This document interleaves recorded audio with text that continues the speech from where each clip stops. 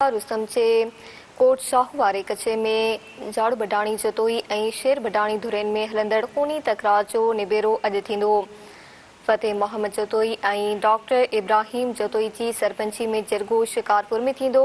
ॿिन्ही धुरियुनि में निबेरे जे ॿ भेरा अॻु तारीख़ मुलतवी थी चुकी आहे। ॿिन्ही धुरियुनि में निबेरे जी ॿ भेरा अॻु बि तारीख़ मुलतवी थी चुकी आहे। बाक़ी ख़बर ॾियूं पिया रुस्तम जे कोट शाहूवारे कचे में झाड़ू बडाणी जतोई ऐं शेर बडाणी धुरियुनि में हलंदड़ खूनी तकरार जो निबेरो अॼु थींदो।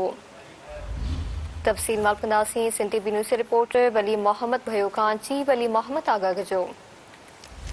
जी बिल्कुल मां तव्हांखे ॿुधाईंदो हलां त रुस्तम भरिसां कोट शाहू जे कचे वारे इलाइक़े में बडाणी बिरादरीअ जी ॿिनि धुरियुनि में झाड़ो बडाणी ऐं शेर बडाणी धुरियुनि विच में केतिरनि ई सालनि खां हलंदड़ खूनी तकरार जो अॼु निबेरो शिकारपुर जतोई हाउस ते रखियो वियो आहे ऐं जेके सरपंच आहिनि सरदार फतेह मोहम्मद खान जतोई ऐं डॉक्टर मोहम्मद इब्राहिम जतोई। मां तव्हांखे ॿुधाईंदो हलां त 25 अप्रैल ते इहो जरगो जतोई हाउस नेपरा पासे रखियलु हो, पर धुरियुनि जे न पहुचण सबबि हिकु ॾींहं लाइ मुलतवी कयो वियो। वरी जेको आहे 26 अप्रैल ते साॻियो ई निबेरो रखियो वियो, पर 26 अप्रैल ते बि ॿई धुरियूं न पहुतियूं।